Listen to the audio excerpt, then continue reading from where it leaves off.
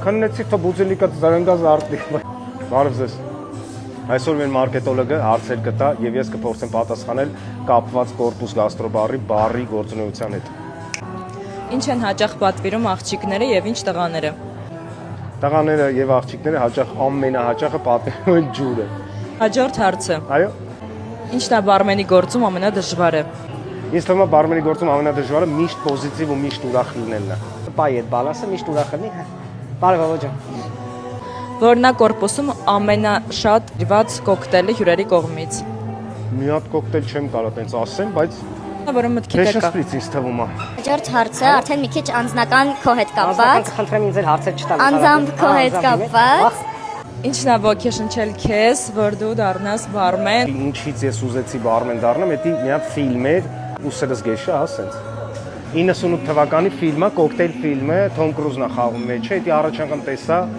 98-ին չէ, 2008-ին, բայց կոկտեյլ կինոից։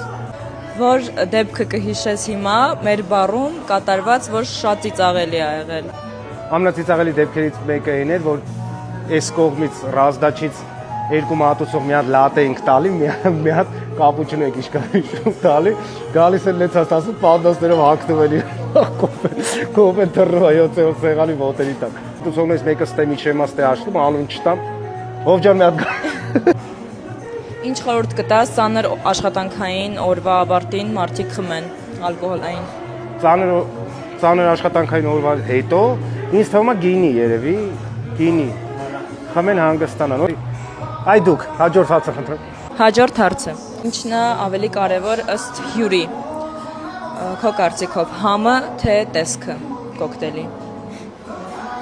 Հաշվի առնելով մեծամասնությունը։ Արի հաշվենք համը թե մատուցումը։ Նայեք, եթե հաշվի առնենք մեծամասնությունը հյուրերի,